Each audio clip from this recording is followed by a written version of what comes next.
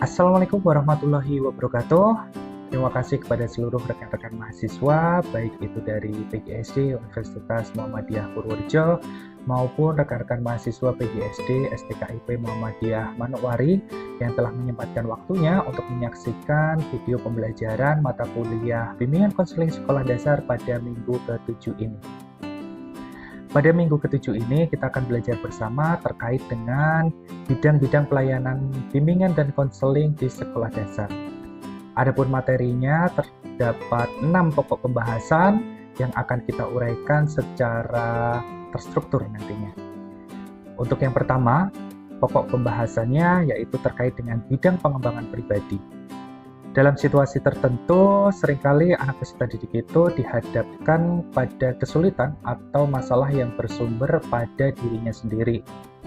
Kemudian yang kedua, bidang pengembangan sosial, kita juga perlu tahu bahwa tidak sedikit dari anak peserta didik kita yang mempunyai pengalaman-pengalaman atau sumber masalah yang berangkatnya dari lingkungan sosialnya yang kurang sesuai dengan keadaan dirinya. Kemudian yang ketiga terkait dengan bidang pengembangan kegiatan belajar. Masalah siswa di sekolah ada yang disebabkan oleh kondisi dalam diri anak peserta didik itu sendiri dan ada yang disebabkan oleh faktor eksternal kondisi dari luar anak peserta didik tersebut. Kemudian yang keempat, bidang pengembangan karir, yaitu terkait dengan bantuan dari guru kepada anak peserta didik dalam menghadapi dan memecahkan masalah-masalah terkait dengan karir anak peserta didik. Kemudian yang kelima, bidang pengembangan keluarga. Ini banyak sekali anak rekan-rekan mahasiswa yang perlu kita pahami bahwa tidak sedikit anak peserta didik yang mempunyai permasalahan-permasalahan yang berangkatnya itu dari keluarga anak peserta didik itu sendiri.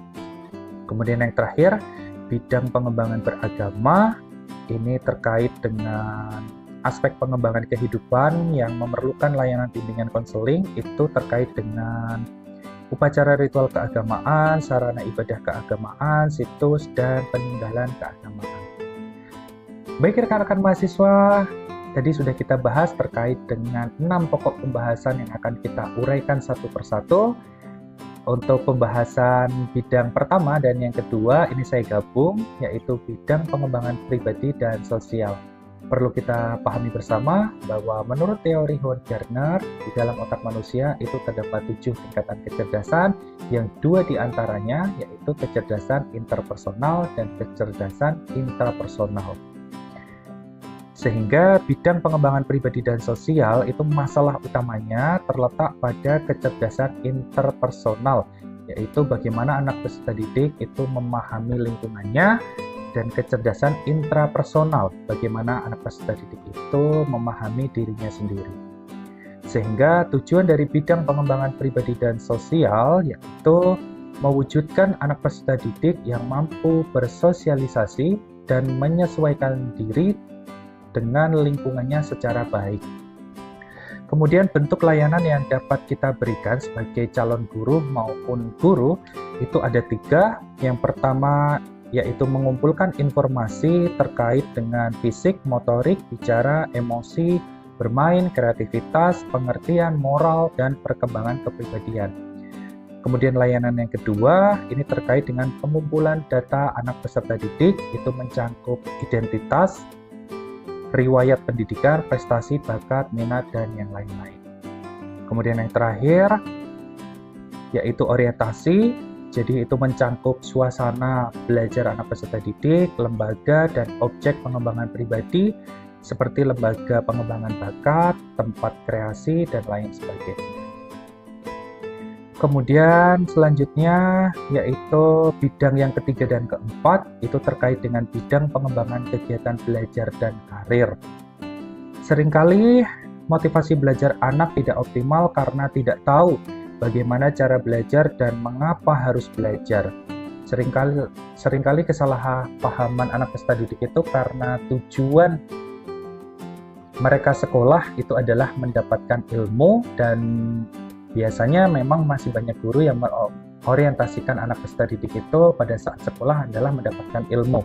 Sehingga barangkali Itu yang menjadi miskomunikasi antara guru dan peserta didik, karena pada kodratnya anak peserta didik itu ingin bermain, sehingga seharusnya poin utama belajar itu adalah membiasakan anak peserta didik untuk mencintai kegiatan belajarnya terlebih dahulu, kemudian ilmu itu akan mengikuti.